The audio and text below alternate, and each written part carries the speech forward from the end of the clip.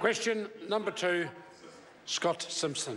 Thank you, Mr Speaker. My question is to the Minister of Finance and asks, what impact is New Zealand's growing economy having on trends in GDP per capita?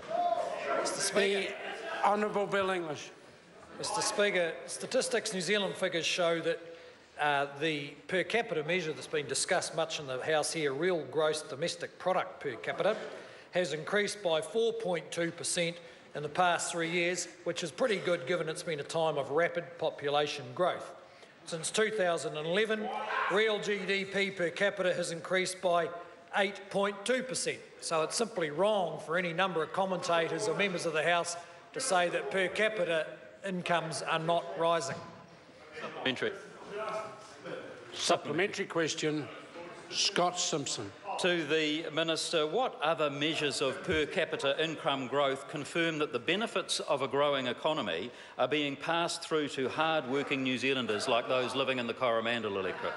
The Honourable Bill English. Well, Mr Speaker, in the Coromandel they're probably tracking the real gross national disposable income per capita. And if they are following that closely, they will see that it increased by 6.3% in the last 3 years, and since 2011 by 10.2%. So it doesn't really matter which way you calculate per capita growth, it's consistently positive. Supplementary. Supplementary question, Scott Simpson. To the Minister, apart from the rising GDP per capita, what other benefits is the growing economy delivering for all New Zealanders? The Honourable Bill English. Well, Mr Speaker, the growing economy is particularly delivering benefits which are directly relevant to New Zealand households. Wages are increasing significantly ahead of inflation, employment prospects are strong, and people are optimistic about their future. So New Zealand's economy is characterised by moderate but consistent growth.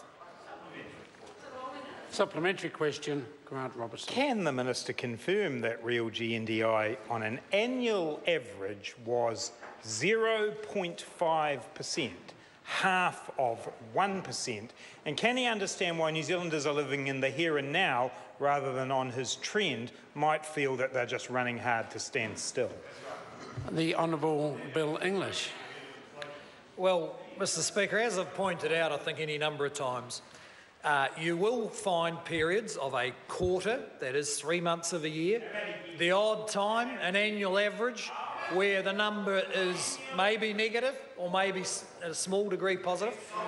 But any measure over any reasonable measure over any length of time is showing New Zealand incomes, both gross incomes and per capita incomes, are rising moderately and generally consistently. Supplementary. Supplementary question, Scott Simpson. To the Minister, could he tell us, please, how New Zealand's economy is performing relative to other developed countries? The Honourable Bill English. Well, Mr Speaker, there's any number of measures, but by and large, New Zealand's doing better than many other developed countries. Growth rate is about the 3rd fastest in the OECD. Our employment rate is the 2nd equal highest in the OECD. That is, the proportion of the working age population with jobs is about the 2nd highest in the developed world. Question number 3.